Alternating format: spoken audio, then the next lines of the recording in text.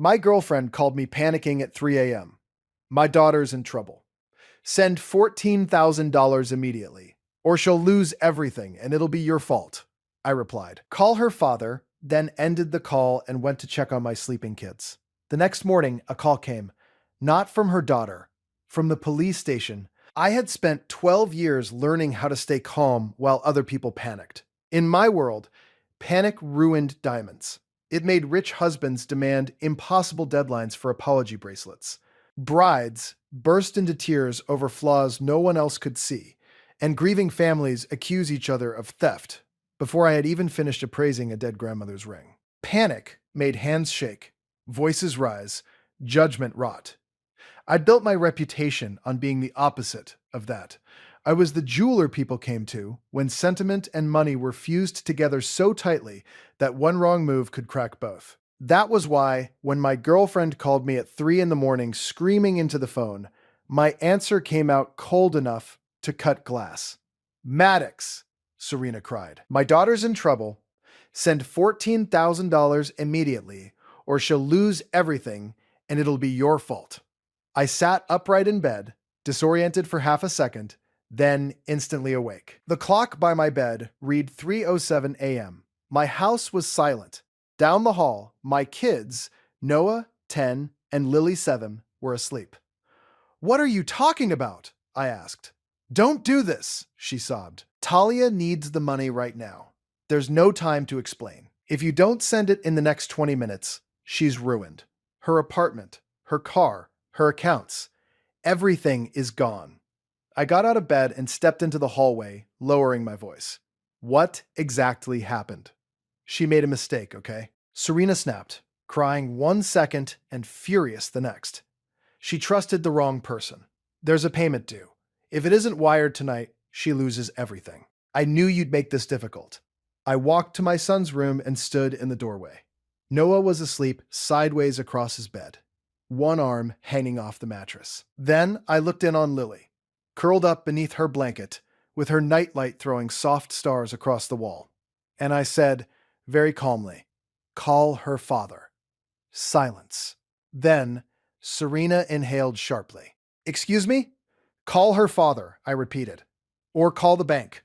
Or a lawyer. Or the police. But I'm not wiring $14,000 at 3 in the morning because you're yelling. How can you be this cold? She hissed. After everything I've done for you. After everything I've done for your children. If Talia loses her future tonight, that's on you. I kept my eyes on my kids' rooms. Good night, Serena. Then I hung up. For a long moment, I stood there in the quiet, phone still in my hand. I knew what real fear sounded like. I also knew what manipulation sounded like. And lately, Serena had started sounding a lot more like the second. The next morning, I still wasn't prepared for the call from the police station. Not because it was Talia, because it was Serena. Mr. Maddox Hale? A man asked. Yes, this is Officer Benitez with the Westbrook Police Department. We need you to come down to the station regarding Ms. Serena Vale. She was taken into custody around 4:30 this morning. I leaned against my kitchen counter. My coffee sat untouched. Noah was eating cereal. Lily was wrestling with a banana and losing. For what? I asked. There was a short pause. Fraud, among other things. She requested that we contact you. Everything in me went cold. After I dropped my kids off at school, I went to the station. Serena looked terrible. Her hair was tangled, her mascara streaked, and the polished, expensive poise she usually wore like armor had cracked under fluorescent lights and exhaustion. But the second she saw me, her anger came back. You let me sit here, she said through the glass. I needed you. I picked up the phone on my side. Try again. She glared at me. Talia is missing. That hit me harder than I expected. I had never been close to Serena's daughter, but I knew her. Talia was 22, pretty in a brittle, curated kind of way, and she always seemed faintly offended that I never stepped into the father role Serena kept nudging me toward. I paid for dinners sometimes, fixed a broken clasp on one of her necklaces, even helped her sell a watch once, but I never played dad. She already had one. Missing? I said. Serena swallowed. She was supposed to deliver something for me last night. I went very still. Deliver what? A package. What package? Her eyes shifted away. The answer came later from Detective Rourke in a gray interview room. Jewelry. Stolen jewelry. She laid photographs on the metal table in front of me. Velvet trays. Plastic evidence bags. Gold settings. Loose stones. Then I saw a sapphire necklace I recognized immediately, because I had reset it myself 6 months earlier for one of my clients. My stomach dropped. We executed a search warrant at Miss Vale's apartment and a storage unit rented under her daughter's name, Detective Rourke said. We recovered items tied to 6 theft reports so far. I stared at the pictures. Serena was selling stolen jewelry, brokered it, laundered provenance, used personal relationships to identify valuable pieces, then moved them through private buyers before owners noticed they were gone. She paused. We also found records connected to your shop. I looked up sharply. My shop? I'm not saying you were involved, she said. I'm saying your name showed up. For one horrible second, my heart stopped. I owned Hale & Stone, a jewelry studio built almost entirely on trust. I designed custom engagement rings, restored heirlooms, verified estate pieces, and handled private consultations for clients who trusted me with things more personal than money. My reputation was everything. If my name got tangled up in stolen goods, my business could collapse before I had the chance to explain a damn thing. I never knowingly touched stolen merchandise, I said. Then help me understand how your girlfriend had access to information about your client's jewelry. The answer was so simple, it made me feel sick. Because I trusted her, not with my vault, not with my inventory, not with accounts or paperwork, but with conversation, with ordinary, harmless details that couples share over dinner. Mrs. Bell finally picked up that sapphire necklace. The Whitmores still haven't collected the emerald earrings. A guy almost fainted today when I told him the price of a 5-carat ring. At the time, it felt normal. Serena always acted fascinated by my work. She leaned over sketches, asked about settings, listened when I explained old mine cuts or restoration techniques. I thought she was interested in me. Now I realized she had been studying my access. She listened, I said quietly. And I talked too much. The detective slid over a sheet of printed messages. Serena and Talia. Names, values, notes, elderly, careless, travels often. Housekeeper day Tuesday. Maddox says necklace back from reset Friday. Window opens then. I stared at the page until the words blurred. I thought about my workbench, my tools, my loop. The quiet, sacred patience of restoring something that mattered deeply to someone. And all that time, the woman in my life had been turning my trust into a shopping list. When did this start? I asked. Looks like almost a year ago. I had been with Serena for 14 months. We met at a charity gala back when I had finally started to feel like my life after divorce wasn't just damage control. My ex-wife June had left 5 years earlier for a man she worked with. There had been no dramatic explosion, just paperwork, custody schedules, and a clean, efficient dismantling of what I thought our life was. I survived that by becoming disciplined. I worked. I parented. I built routines. I left no space for chaos. Then Serena arrived. At first, she made everything feel easier. She brought soup when Lily was sick. She remembered Noah's science fair. She laughed at my driest jokes like they were actually funny. She looked at me like I wasn't just a tired single father and a man with a magnifying loupe permanently etched into the bridge of his nose. She said things like, "You carry so much," and "You deserve someone who makes life softer." For a while, I believed her. Then came the requests. Small at first, her car repair, Talia's rent, a support payment delayed by her ex. Could I help just this once? Could I cover a shortfall? Could I step in because you're the only reliable man in our lives? Sometimes I said yes, not because I liked it, but because Serena framed everything as proof of my character. "You're not like other men," she would say softly. "You actually show up." And when I hesitated, her tone changed. "I guess I was wrong about you. Must be nice to count pennies while my daughter suffers. Your clients spend more on bracelets than what I'm asking for." The first time I really doubted her was 3 months before the arrest, when I found out the money I'd sent for one of Talia's tuition emergencies, had gone straight to a luxury resort in Arizona. Talia claimed she had been scammed. Serena cried, called her young and stupid and fragile. I wanted to believe it, but after that, I started paying attention. Stories changed. Numbers didn't add up. Talia showed up in designer shoes after begging for grocery money. Serena started taking calls in other rooms. Once she lingered too long over a tray of loose diamonds in my studio and smiled at me. "Do you ever get tempted?" she asked. At the time, I laughed. Now, remembering it made me feel physically ill. Detective Rourke kept talking. We believe they targeted people around high-value jewelry, not always the owners themselves. Staff, relatives, delivery access, cleaning crews. Last night, Talia tried to hand off a necklace to an undercover officer posing as a buyer. She ran. Ran where? We don't know yet. I rubbed my face. And Serena called me for $14,000 because what?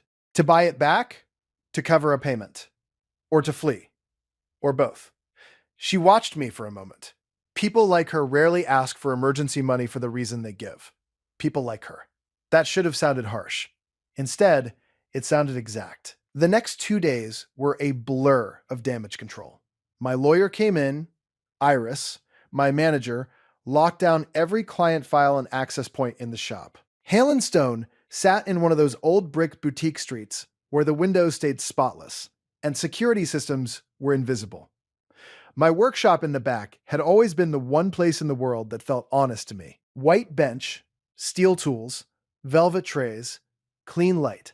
That day, it felt contaminated.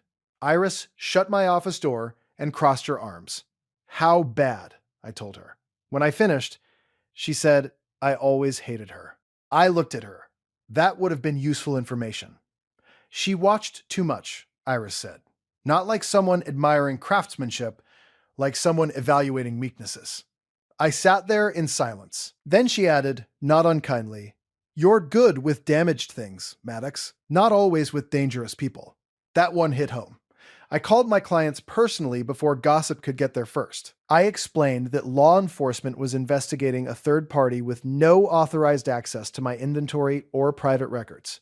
I apologized for the distress. I offered security reviews and updated appraisals at no charge. Some people were shaken. A few were cold. But most of them listened because I called before I had to. One widow started crying on the phone and said, "I knew it couldn't be you. You're the only man who ever handled my husband's watch like it still belonged to him." That nearly undid me. At home, I told my kids only what they needed to know. "Serena won't be coming around anymore," I said. Lily frowned. "Did she do something bad?" "Yes." "Are you in trouble too?" That question hit me harder than anything else had all day. "No," I said, "but I made a mistake trusting someone." Noah watched me from the doorway. He was old enough to hear what adults didn't say. "Are we safe?" he asked. I looked at both of them. "Yes," I said. "You are." And right then, I understood why I had answered Serena the way I did at 3 a.m. Some part of me had already known, not the details, not the crimes, but the shape of it, the chaos, the guilt, the demand that I become responsible for a disaster I didn't create. Call her father. I had chosen my children over her panic without even thinking. For once, instinct had outrun guilt. On the third day, they found Talia. Not dead, not hurt. She was in a motel 40 miles away, trying to use a fake ID and a flagged bank card. Serena asked to see me again after that. I almost said no. Then I thought about the messages, the damage, the lies. I went. This time she looked less angry and more desperate. "You need to help me," she said the second I picked up the phone. "No." Her face twisted. "They're going to bury me. You buried yourself. I did what I had to do." She leaned closer to the glass. "Do you really think men like you survive by being honest all the time? Everybody with money is dirty. I just learned how the game works." Something in me went completely cold. "No," I said quietly. "You learned how to steal from trust because you couldn't build anything of your own." She stared at me. I kept going. "I make things that get handed down after people die. I reset stones from marriages that lasted 50 years. I repair lockets with baby pictures inside. I sit with people on the worst days of their lives and help them protect what's left. That is my work. That is my name. And you sat beside me smiling while you turned it into inventory. Her eyes filled with tears. I didn't believe them anymore. I loved you, she whispered. I looked straight at her. No, you loved access. That landed. Her face cracked. For a second, I saw the real thing underneath. Shame, rage, humiliation, all fighting for space.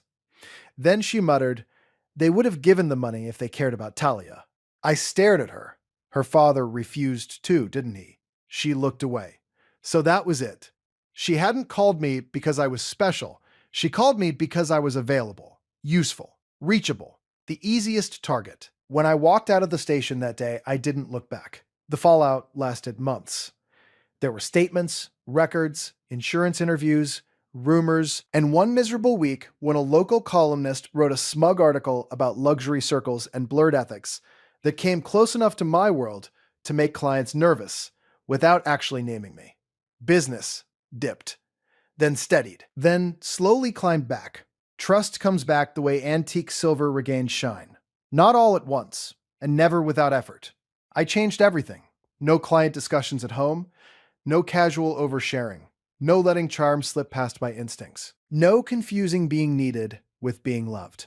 And then something strange happened in the quiet after Serena was gone. My life felt lighter, not easier.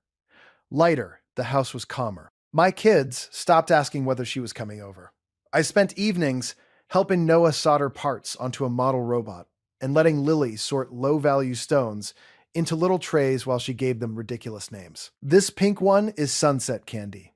That green one is dragon apple. I started laughing again. One Saturday afternoon, I caught my reflection in the studio glass while I was working and realized I no longer looked like a man bracing for impact. The last surprise came 7 months later, after a hearing where I had to testify about how Serena got indirect access to movement information on certain pieces. Talia was there too. Thinner, quieter, stripped of all the polish she used to wear like her mother. When I stepped outside into the cold, I heard my name. Maddox? I turned. It was Talia. For a second, I'd barely recognized her without the performance. What? I said. She swallowed. I didn't come to ask for money. Good. A flicker of embarrassment crossed her face. I just wanted to say, you were right. I said nothing. She always said men owed us, that the world was unfair, so taking from people who had more wasn't really stealing. Talia looked down at her hands. I believed her because it was easier than admitting I was becoming exactly like her. I let the silence sit there. Then she said, very quietly, you were the first person who ever told us no without apologizing. That sentence stayed with me for days. Not because it made me feel good, because it explained everything. People like Serena and Talia lived off the softness of other people's guilt. They pushed until boundaries felt cruel and resistance felt selfish. They called entitlement desperation. And they depended on decent people hesitating just long enough to become useful. The only thing they really feared was a closed door. That night, after I put my kids to bed, I sat alone in my workshop. On the bench in front of me was an old ring I had been rebuilding for weeks. Edwardian platinum, bead set diamonds, worn thin by a century of hands and weather and life. Under the lamp, the metal caught light in a thin white line. I held it in my tweezers and thought about pressure. Too much heat can ruin a stone. Used correctly, it can also remake a setting strong enough to last another 100 years. My phone buzzed once with an unknown number, then went still. I turned it face down without checking. Outside, the street was quiet. Inside, the shop hummed with the small, honest sounds I trusted. Ventilation, metal, tools, patience. I bent back over the ring. I had spent too much of my life rescuing people who treated rescue like a service they were entitled to. Too much time mistaking crisis for intimacy. Too much care poured into people whose only real talent was turning urgency into leverage. Not anymore. Now, when people came to me, they got my skill, my honesty, and my price. Nothing else. No hidden access, no emotional credit, no midnight extortion dressed up as love. And if a phone ever rang again at 3 a.m. with somebody else's chaos demanding to become my responsibility, I already knew exactly what I would do. I would check on my children. I would protect what was mine, and I would let the guilty explain themselves to the police.